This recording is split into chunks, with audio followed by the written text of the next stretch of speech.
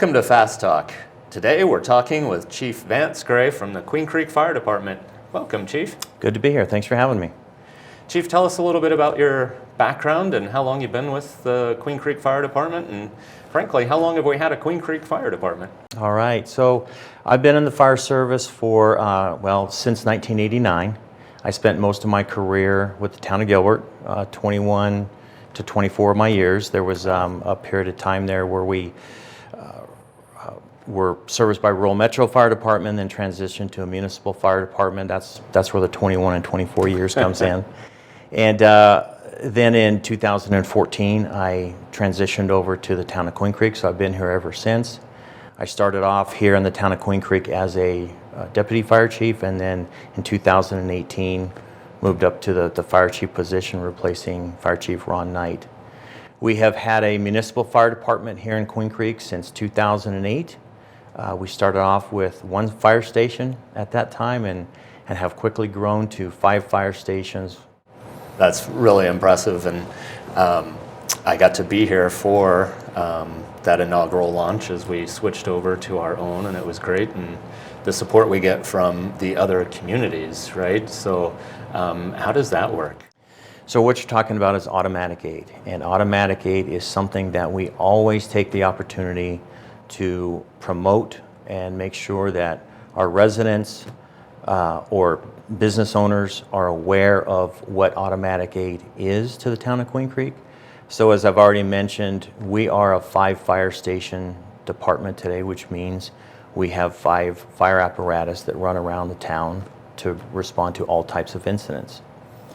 But it goes deeper than that, because the Queen Creek is part of a greater system, a bigger system, and it's called automatic aid.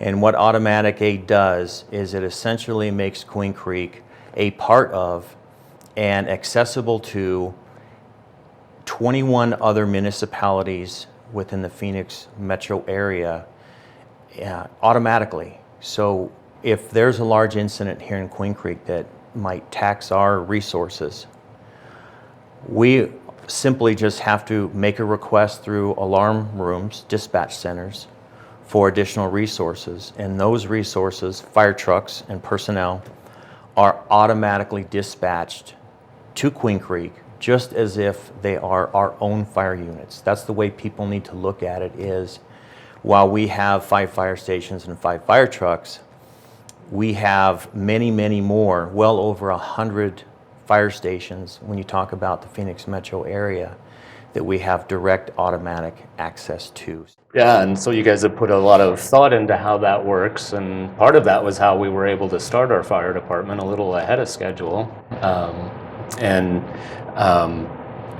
That equipment sharing, that personnel, you guys spend a lot of time training for those, is that correct? We do. So each of our firefighters has to complete 60 hours per quarter of just fire training, fire-specific training, not the medical side. And part of that is attending regional training with our automatic aid partners. We have the same type of fire apparatus. They're spec and designed the same. We staff the same with 4 personnel on each fire truck. And we train together. We train to the same standards across the valley for certain types of incidents and how we deliver the services to people. So yes, there is a very coordinated effort between all 22 of the automatic aid participants. Oh, that's great. Speaking of now having those 5 fire stations, just brought one on. That's great. And your equipment. So we now have a ladder truck. Did you just recently add one? So 4 of our fire stations are equipped with fire engines or pumpers. Those essentially are the fire trucks that you see without the large ladder up on top of the truck. And just over a year ago, we placed our first ladder truck in service out of Fire Station 1. And that's been a great addition because it allows us to not only provide that level of service to our own citizens, but to our automatic aid partners. And so with the addition of that ladder truck, we are now able to handle more incidents internally within Queen Creek without having to make that request for a specific resource or a piece of apparatus that might come from Gilbert or Mesa or Chandler, some neighboring facility. So yes, it's been a great addition, and we're very happy with where we're at with our new fire stations, our new facilities. I was talking to some of the guys just a week or so ago on that truck, and they're pretty proud of that too. Very much. So as we build larger structures in Queen Creek, you're ready to. We are ready to go. So what we share with people is that Queen Creek is while we're a suburban area, we consider ourselves a very modern urban fire department. So we have all the things that the bigger cities and towns have. We have the same number of personnel on all of our trucks. We have modern fire trucks, modern fire equipment, and of course we have modern fire stations as well. So we start off on a level playing field between Queen Creek and the rest of the Phoenix metro region. And then when we dive into the training aspect of our personnel, we have a very professionally trained workforce because we attend the same training that everybody else does. And then internally, we deliver that same level of training to our people. When we talk about certain specific aspects of the services that we deliver, whether it's fire or emergency services or hazardous materials, we have the capabilities. We absolutely are ready for whatever comes down to us, whatever we need to be prepared for. Queen Creek Fire and Medical Department is a department that is ready to accept those challenges. Right, so I think a lot of TV shows or movies are based on people being caught off guard, but you guys spend a lot of time planning so that doesn't happen, right? We have a lot of businesses in Queen Creek with a lot of different materials, and so you do spend time on hazmat kind of situations? We do. So every member of the Queen Creek Fire and Medical Department is certified or has the training level to respond to operational, we have that operational readiness for whatever we respond to. And when you talk about hazmat, each firefighter that attends our fire academies, and as they move up through the ranks, they receive a certain number of hours in training in hazardous materials when they go through the academy. I believe it's 24 hours as a operational awareness training. And then in addition to that, once they get on the job, every year they attend refresher training to maintain their skills in those particular fields or disciplines, if you will. You guys sound like you spend a lot of time training, so that's good. Not only training, but then are there mechanisms in place where you know what's on site? Yeah, so what you're talking about there is pre-fire planning.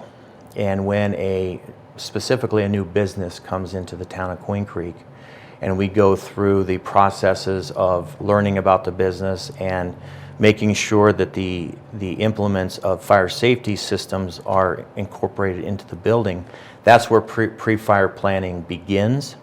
And that really starts with our fire prevention department, where they go through and make sure that certain criteria are met according to the fire code, which we follow here in Queen Creek.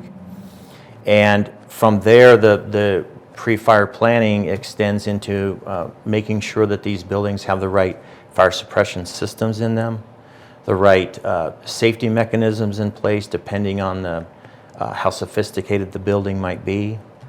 And then we also take time at the operational, or as we call it, the street level. The fire crews will go out and actually take tours or walk these buildings, whether that's during construction of the building or afterwards, to make sure that they maintain familiarity with the building. They always do this pre-fire planning so that they have the knowledge beforehand, where alarm systems are, where the fire department connections are that we connect up our hoses to.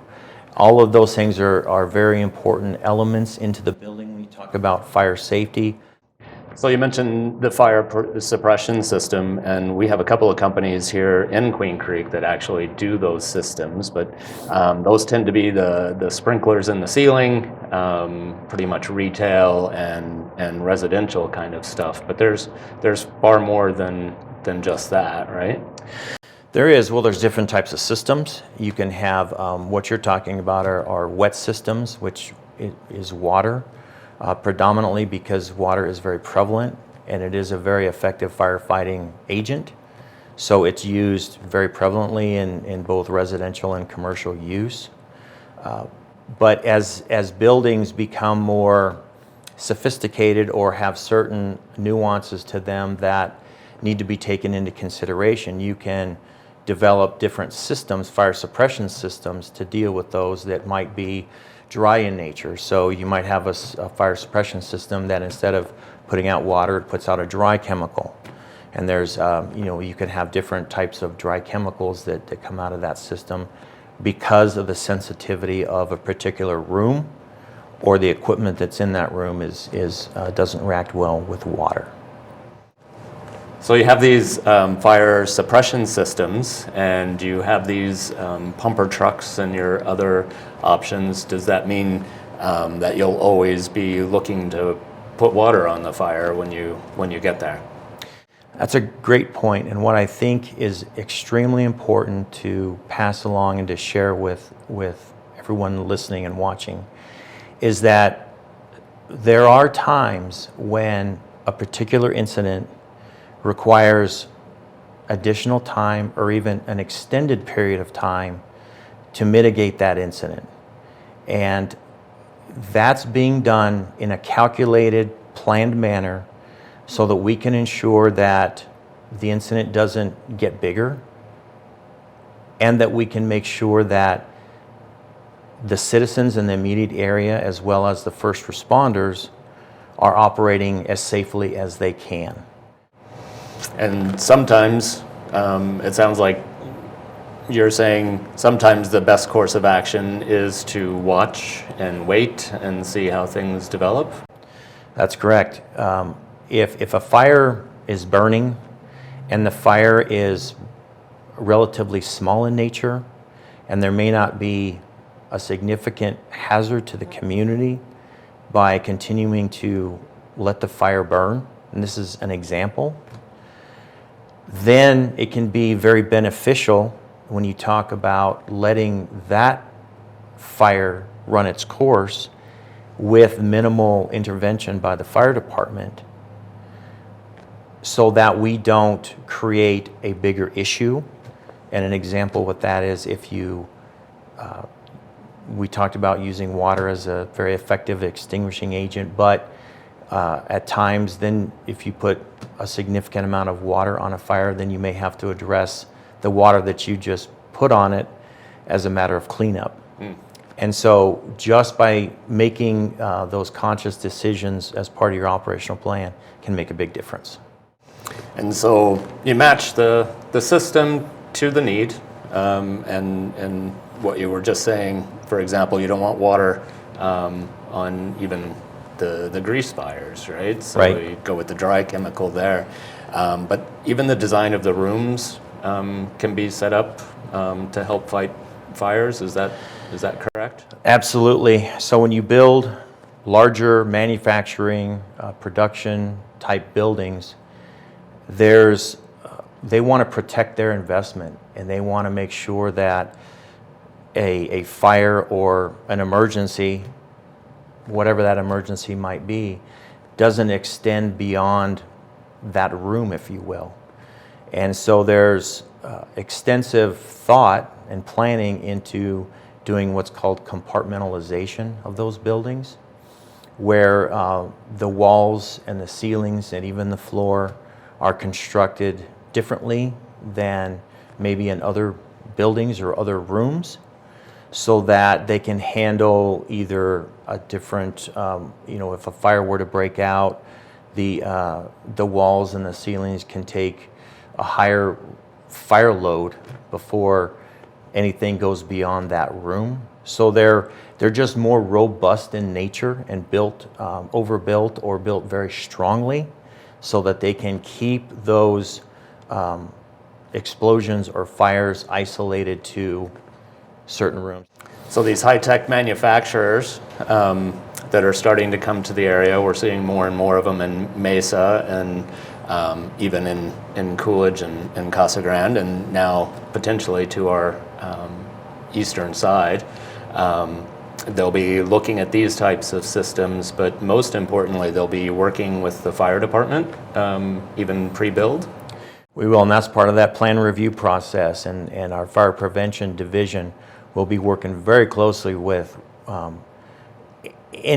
certainly any entity that comes here. It happens today, but as we talk about large-scale manufacturing, large-scale businesses, that will also take place so that we can ensure that, number one, they're meeting the fire code that we require here in Queen Creek, and that translates to making sure that the building is safe for not only their employees, those in the surrounding area, and those first responders that come in to provide that assistance. So absolutely, we will be a part of every single phase. Is there a company that would come here that you would say, hey, we don't have the capabilities to handle whatever it is that they're doing? Is that a situation that really exists? It does not exist. I would say that Queen Creek is positioned today to handle, we consider ourselves an all hazards fire department, which means whatever incident a particular residence or business has, Queen Creek Fire and Medical will respond, and we will be able to take care of that incident effectively, even if that means calling in additional resources, which, as I've already stated early on, these resources are at our fingertips and they can be automatically dispatched so that we can take care of whatever is coming our way. When we talk about hazardous materials, we have 2 hazardous materials teams that are right on the border of Queen Creek.